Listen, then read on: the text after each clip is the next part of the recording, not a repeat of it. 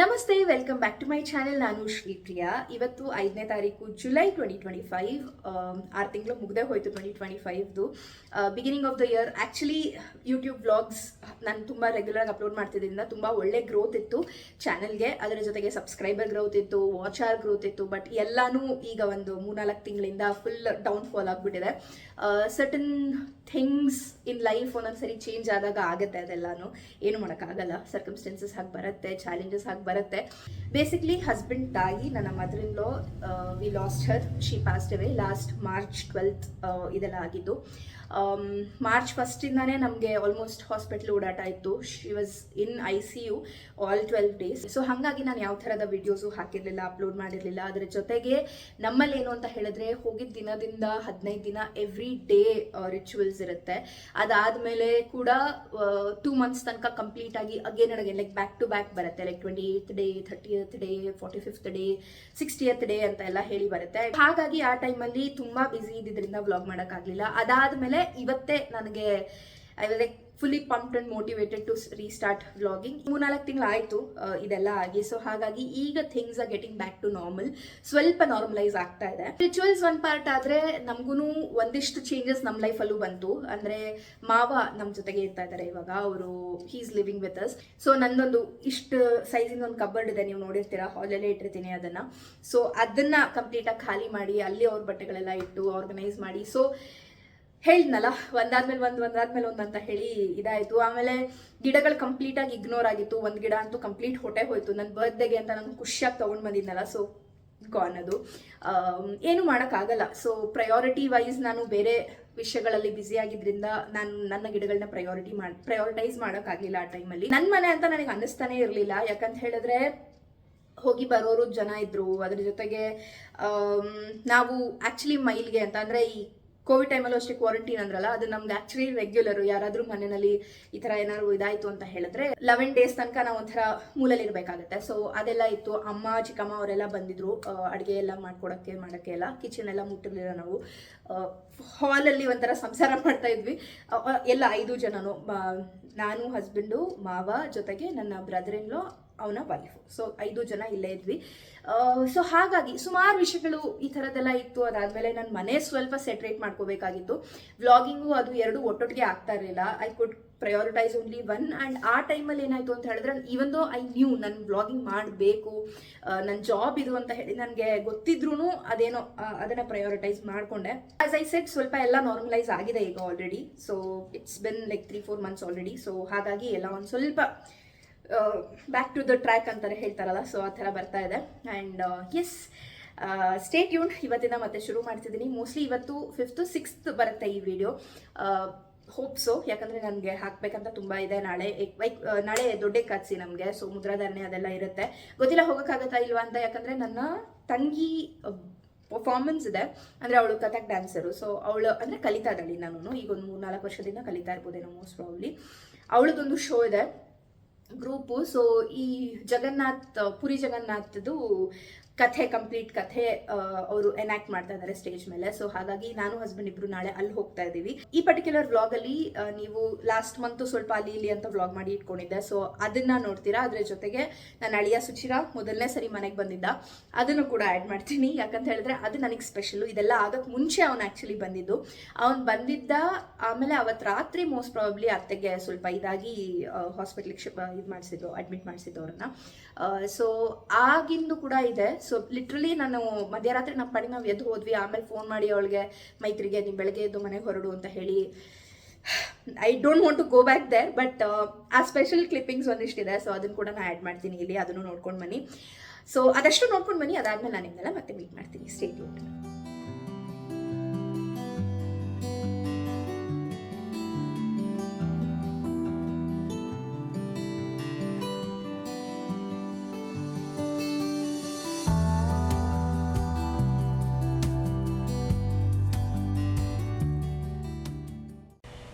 ಇದು ನನ್ನ ಅಳಿಯ ಸುಚಿರ, ನೀವು ನೋಡಿರ್ತೀರ ಚಂಡಿಕೆದಲ್ಲಿ ವ್ಲಾಗ್ ಎಲ್ಲ ಹಾಕಿದಾಗ. ಸೊ ಅವನು ಚಂಡಿಕೆ ಆದಮೇಲೆ ನಮ್ಮ ಮನೆಗೆ ಬಂದಿದ್ದ. ಸಾಯಂಕಾಲ ಬೆಳಗ್ಗೆ ಮಧ್ಯಾಹ್ನ ಎಲ್ಲ ಆ್ಯಕ್ಚುಲಿ ಊಟ ಮಾಡ್ತಿರ್ಲಿಲ್ಲ ಅಂತ ಹೇಳ್ಬಿಟ್ಟು ಗಿಡಕ್ಕೆಲ್ಲ ನೀರು ಹಾಕಿಸ್ಕೊಂಡು ಊಟ ಮಾಡಿಸಿದ್ದಾಯಿತು. ಅದಾದಮೇಲೆ ಸಾಯಂಕಾಲ ನಾವು ಇಲ್ಲೇ ನಮ್ಮ ಮನೆ ಹತ್ರ ಸುಂದರಾಂಜನೇಯ ಸ್ವಾಮಿ ದೇವಸ್ಥಾನ ಇದೆ, ಸೊ ಅಲ್ಲಿಗೆ ಹೋಗಿ ಬಂದ್ವಿ. ಆದರೆ ನೆಕ್ಸ್ಟ್ ಡೇಗೆ ನಾನು ಪ್ಲ್ಯಾನ್ ಮಾಡಿಟ್ಟಿದ್ದೆ, but you know what happen. So ಹಾಗಾಗಿ ಇದು ಸ್ಕಿಪ್ ಟು ಈ ಕ್ಲಿಪ್ಪಿಂಗ್ ಏನಿದೆ ಅಲ್ಲ, ಸ್ಕಿಪ್ ಟು ಒಂದು 2-3 ತಿಂಗಳಾದಮೇಲೆ ರೀಸೆಂಟ್ದು ಇದೆಲ್ಲನೂ ಆಗಿಂದ ಅದಷ್ಟೇ ಇರೋದು. ಸೊ ಈಗ ನಾನು ಅದೇ ಹೇಳಿದ್ನಲ್ಲ, ನಂದು ಕಬರ್ಡ್ ಕಂಪ್ಲೀಟಾಗಿ ಖಾಲಿ ಮಾಡಿ ಅಲ್ಲಿ ಮಾವನ ಬಟ್ಟೆ ಇಟ್ಟು ಅದನ್ನೆಲ್ಲ ಸೆಟ್ರೇಟ್ ಮಾಡ್ತಿದ್ದೆ. ಅದಾದಮೇಲೆ ಮ್ಯಾಕ್ಸಿಮಮ್ ಕ್ಲೀನಿಂಗೇ ಮಾಡಿದ್ದೀನಿ ನಾನು, ಯಾಕಂದರೆ ತುಂಬ ಬಿಲ್ಡಪ್ ಆಗಿಬಿಟ್ಟಿತ್ತು, ಅಂದರೆ ತುಂಬ ಪೈಲಪ್ ಆಗಿಬಿಟ್ಟಿತ್ತು. ಕಿಚನ್ ಕೂಡ ಅಷ್ಟೇ, ಒಂದು 2-3 ದಿನದಿಂದ ಪಾತ್ರೆ ತೊಳೆದಿರ್ಲಿಲ್ವೇನೋ ಅನ್ನೋ ಲೆಕ್ಕಕ್ಕಾಗೋಗಿತ್ತು ಒಂದೊಂದ್ಸಲಿ. ಹಾಗಾಗುತ್ತೆ, ಏನು ಮಾಡೋಕ್ಕಾಗೋದಿಲ್ಲ. ಸೊ ಕಿಚನೆಲ್ಲ ಕ್ಲೀನ್ ಮಾಡಿ ಒಂದು ಸ್ವಲ್ಪ ಸ್ಕ್ರಬ್ಬಿಂಗ್ ಎಲ್ಲ ಸ್ವಲ್ಪ ಜಾಸ್ತಿನೇ ಇತ್ತು ಅವತ್ತು. ನಾನೇನು ಮಾಡ್ತೀನಿ ಅಂದರೆ, ತುಂಬ ಕೆಲಸ ಇತ್ತು, ಮೂಡಿಲ್ಲ ಅಂತ ಹೇಳಿದ್ರೆ, ಇಲ್ಲ ಮ್ಯೂಸಿಕ್ ಹಾಕ್ಕೊಳ್ತೀನಿ, ಇಲ್ಲ ಯೂಟ್ಯೂಬ್ದು ಯಾವುದಾದ್ರೂ ವೀಡಿಯೋ ನೋಡ್ಕೊಳ್ತಾ ಕೆಲಸ ಮಾಡಿ ಮುಗಿಸ್ತೀನಿ. So that is how I do. ಯಾಕಂತ ಹೇಳಿದ್ರೆ ಇವತ್ತು ಡೀಪ್ ಕ್ಲೀನಿಂಗ್ ಮಾಡ್ತಾ ಇದ್ದೆ ಕಿಚನ್ದು. ಸೊ ಈ ಸೈಡಲ್ಲೆಲ್ಲ ಏನಾಗುತ್ತೆ, ಕೂತ್ಬಿಟ್ಟಿರುತ್ತೆ, ಕೊಳೆ ಕೂತ್ಬಿಟ್ಟಿರುತ್ತೆ. So ignore the cooker. ಹಾಗಾಗಿ ಅದನ್ನೆಲ್ಲ ಕ್ಲೀನ್ ಮಾಡಿಕೊಂಡೆ. ಸೊ ಕ್ಲೀನ್ ಎಲ್ಲ ಮಾಡಿದ್ಮೇಲೆ ಹೆಂಗೆ ಕಾಣುತ್ತೆ ಅಂತಲೂ ನೋಡಬಹುದು ನೀವು. ಅದಾದಮೇಲೆ ಗಿಡಗಳದ್ದು ಒಂದು ಸ್ವಲ್ಪ ಕೆಲಸ ಇತ್ತು, ಅದನ್ನೆಲ್ಲ ಮುಗಿಸ್ದೆ. ಈಗ ನೀವು ನನ್ನ ರೆಸಿಪಿ ನೋಡ್ತೀರಾ, ಒಂದು ತಂಬುಳಿ ರೆಸಿಪಿ. ನಮ್ಮನೇಲಿ ನಾನು ಸೊಪ್ಪು ಬೆಳೆಸಿದ್ದೀನಲ್ಲ, ಏನು ಬ್ರಾಹ್ಮಿ ಹಾಗೆ ಇದು ಏನು ದೊಡ್ಡ ಪತ್ರೆ, ಸೊ ಇದೆರಡರದ್ದು ಸೇರಿಸಿ ನಾನು ತಂಬುಳಿ ಮಾಡ್ತೀನಿ. ಅದರ ರೆಸಿಪಿ ಹಾಕಿದ್ದೀನಿ, ಅದನ್ನು ನೋಡ್ಕೊಂಡು ಬನ್ನಿ. ಅದಾದಮೇಲೆ ನಾನು ನಿಮ್ಮೆಲ್ಲ ಮತ್ತೆ ಮೀಟ್ ಮಾಡ್ತೀನಿ. ಇಲ್ಲಿ ಒಂದು ಚಿಕ್ಕದೊಂದು ಮಿಕ್ಸಿ ಜಾರಿಗೆ ಒಂದೆಲಗ ಸೊಪ್ಪು ತೊಗೊಂಡಿದ್ದೀನಿ, ಅದ್ರ ಜೊತೆಗೆ ದೊಡ್ಡಪತ್ರೆ ಸೊಪ್ಪು ಕೂಡ ಹಾಕೊಂಡಿದ್ದೀನಿ. ಒಂದೆಲಗ ದೊಡ್ಡಪತ್ರೆ ಎರಡು ಈಕ್ವಲ್ ಅಮೌಂಟಲ್ಲೂ ತೊಗೊಳ್ಬೋದು, ನಿಮ್ಗೆ ಎಷ್ಟು ಬೇಕೋ ಅಷ್ಟು ತೊಗೊಳ್ಬೋದು. ಈಗ ಸದ್ಯಕ್ಕೆ ನಾನು ಇಬ್ಬರಿಗೆ ಮಾತ್ರ ತಂಬುಳಿ ಮಾಡ್ತಾ ಇರೋದು. ಇದಕ್ಕೆ ನಾನು ಒಂಚೂರು ಜೀರಿಗೆ ಹಾಕ್ತೀನಿ, ಸ್ವಲ್ಪ ಜೀರಿಗೆ ಫ್ಲೇವರೇ ಬರುತ್ತೆ ಇದು. ಸೊ ಹಾಗಾಗಿ ತುಂಬ ಪುಟ್ಟ ಸ್ಪೂನ್ ಇದೆ, ಆ್ಯಕ್ಚುಲಿ 1.5 ಸ್ಪೂನಷ್ಟು ಹಾಕ್ಕೊಂಡಿದ್ದೀನಿ. ಒಂದು 4 ಕಾಳು ಮೆಣಸು ಹಾಕ್ತೀನಿ, ನನಗಿಷ್ಟ ಫ್ಲೇವರ್ ಮೆಣಸಿಂದು, ಸೊ ಹಾಗಾಗಿ ಹಾಕಿದ್ದೀನಿ. ತೆಂಗಿನಕಾಯಿ ತುರಿ ನಾನು ತುರಿದಿಟ್ಕೊಂಡಿದ್ದೀನಿ, ಹಾಗೆ ಹೋಳು ಕೂಡ ಹಾಕ್ಕೋಬೋದು. ಒಂದು ಸ್ವಲ್ಪ ಥಿಕ್ನೆಸ್ ಇದರಿಂದನೇ ಬರೋದು, ಸೊ ಹಾಗೆ 1-2 ಸ್ಪೂನ್ ಹಾಕಿದ್ದೀನಿ ಇದನ್ನು. ಅದ್ರ ಜೊತೆಗೆ ಖಾರಕ್ಕೆ ನಿಮಗೆ ಎಷ್ಟು ಬೇಕೋ ಅಷ್ಟು ಹಸಿಮೆಣಸಿನ್ಕಾಯಿ ಹೀಗೆ ಸುಮ್ಮನೆ ಕೈಯಲ್ಲೇ ಮುರಿದು ಹಾಕ್ತಾಯಿದ್ದೀನಿ.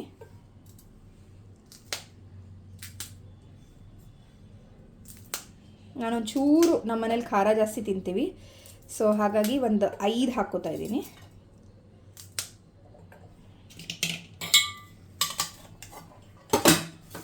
ನಾನು ಅದ್ರ ಜೊತೆಗೆ ಕೊತ್ತಂಬರಿ ಸೊಪ್ಪು ಆ್ಯಡ್ ಮಾಡ್ತೀನಿ, ಮಿಕ್ಸಿ ಜಾರ್ಗೆ ಅಂದರೆ ರುಬ್ಬಕ್ಕೇ ಹಾಕ್ಕೋತೀನಿ, ಬಿಕಾಸ್ ಕಲರ್ ಬರುತ್ತೆ ಅದರಿಂದ ತುಂಬ ಚೆನ್ನಾಗಿ.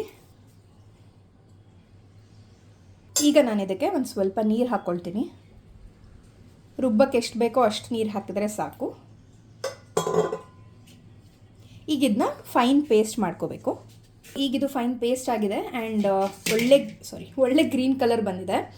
ಈ ಗ್ರೀನ್ ಕಲರ್ಗೋಸ್ಕರನೇ ನಾನು ಇನ್ನೊಂಚೂರು ಕೊತ್ತಂಬರಿ ಸೊಪ್ಪು ಜಾಸ್ತಿ ಆ್ಯಡ್ ಮಾಡ್ತೀನಿ. ಅದು ಎರಡೇ ಆದರೆ ಅಷ್ಟು ಗ್ರೀನ್ ಕಲರ್ ಬರೋದಿಲ್ಲ. ಸೊ ಹಾಗಾಗಿ ಈಗ ಈ ಪೇಸ್ಟ್ ರೆಡಿ ಇದೆ.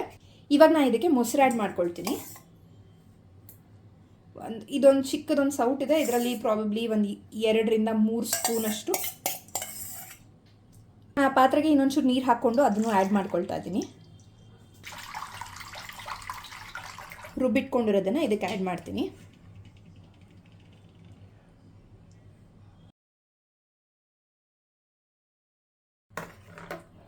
ಇದಕ್ಕೆ ಉಪ್ಪು ಆ್ಯಡ್ ಮಾಡ್ಕೊಳ್ಳೋಣ. ನಿಮ್ಮ ರುಚಿಗೆ ಎಷ್ಟು ಬೇಕೋ ಅಷ್ಟು ಉಪ್ಪು.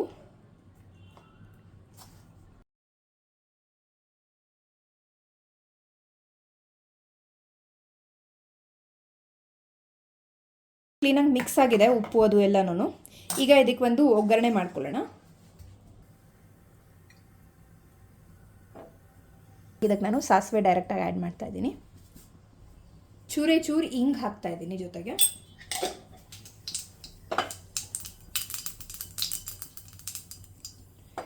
ಸಾಸಿವೆ ಚಟಪಟ ಅಂದಮೇಲೆ ಕರಿಬೇವು ಹಾಕ್ತಾ ಇದ್ದೀನಿ.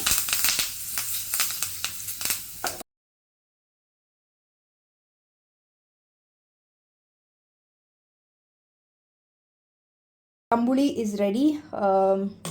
ಸಮ್ಮರ್ಸಿಗೂ ಚೆನ್ನಾಗಿರುತ್ತೆ, ವಿಂಟರ್ಸ್ಗೂ ಚೆನ್ನಾಗಿರುತ್ತೆ, ಯಾಕಂದರೆ ಇದರಲ್ಲಿ ಮೆಣಸಿದೆ ಅಲ್ಲ, so it is really good. ಈ ತಂಬುಳಿ ಒಂದು 3-4 ಥರ ಮಾಡ್ತೀನಿ. ಸೊ ಬರೋ ದಿನಗಳಲ್ಲಿ ನಾನು ಅದರ ರೆಸಿಪಿ ಕೂಡ ಶೇರ್ ಮಾಡ್ತೀನಿ. ಬಟ್ ಎನಿವೇಸ್ ಇದು ಆಗಿತ್ತು ಈ ವ್ಲಾಗ್ ಬಗ್ಗೆ. ಆ್ಯಂಡ್ ನಾನು ಆ್ಯಕ್ಚುಲಿ ಫ್ರೀಸರ್ ಕ್ಲೀನ್ ಮಾಡಿದ್ದೆ ಅವತ್ತು.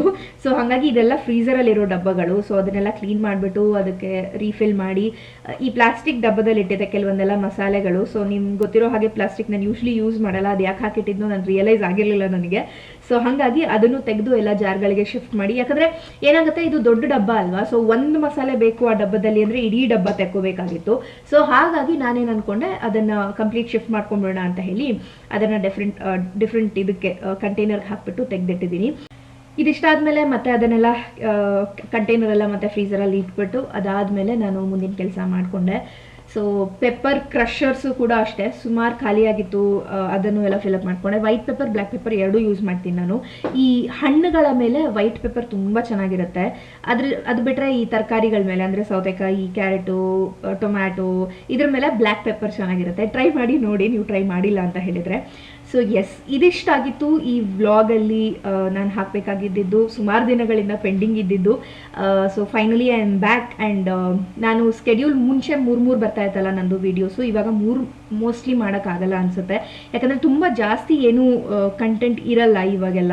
ಸೊ ಹಾಗಾಗಿ ವಾರಕ್ಕೆ 2 ವೀಡಿಯೋ ಅಂತೂ ಗ್ಯಾರಂಟಿ ಬರುತ್ತೆ. ಯಾವತ್ತು ಹಾಕಬಹುದು ನಾನು ಅಂತ ಹೇಳಿ ಸ್ವಲ್ಪ ಬ್ರೈನ್ ಸ್ಟಾರ್ಮಿಂಗ್ ಮಾಡಬೇಕು ನಾನು ಕೂತ್ಕೊಂಡು, ಯೋಚನೆ ಮಾಡಿ ಡಿಸೈಡ್ ಮಾಡಿ ಅದಾದಮೇಲೆ ನಾನು ನೆಕ್ಸ್ಟ್ ವ್ಲಾಗಲ್ಲಿ ನಿಮ್ಗೆ ಹೇಳ್ತೀನಿ ನನ್ನ ವೀಡಿಯೋಸ್ ಯಾವ್ದು ಬರುತ್ತೆ ಅಂತ ಹೇಳಿ. ಥ್ಯಾಂಕ್ ಯು ಸೋ ಮಚ್ ಇಷ್ಟು ದಿನ ಸ್ಟಿಕ್ ಆನ್ ಆಗಿದ್ದಕ್ಕೆ, ಅಂದರೆ ಅನ್ಸಬ್ಸ್ಕ್ರೈಬ್ ಮಾಡ್ದಲೇ ನನ್ನ ವ್ಲಾಗ್ ಕಾಯ್ತಾ ಇದ್ದಿದ್ದಕ್ಕೆ. ಸುಮಾರು ಜನ ಮೆಸೇಜ್ ಕೂಡ ಮಾಡಿದರು ಯಾವಾಗ ಬರುತ್ತೆ ನೆಕ್ಸ್ಟ್ ವ್ಲಾಗು ಅಂತ ಹೇಳಿ. So thank you so much. I am really grateful for all of you, each one of you. So yes, ನನಗೆ ಥ್ಯಾಂಕ್ ಯು ಹೇಳ್ದಲ್ಲ ಏನೇನು ಹೇಳೋಕ್ಕೂ ಗೊತ್ತಿಲ್ಲ. So that is that. And yes, ಮುಂದಿನ ವ್ಲಾಗಲ್ಲಿ ನಾನು ನಿಮ್ಮನ್ನೆಲ್ಲ ಮತ್ತೆ ಮೀಟ್ ಮಾಡ್ತೀನಿ ಅಂತ ಹೇಳ್ತಾ, ಆದಷ್ಟು ಬೇಗ ಮುಂದಿನ ವ್ಲಾಗ್ ಬರುತ್ತೆ ಅಂತ ಹೇಳ್ತಾ, thank you so much for watching. I will meet you in my next video. Till then take care. Ram Ram.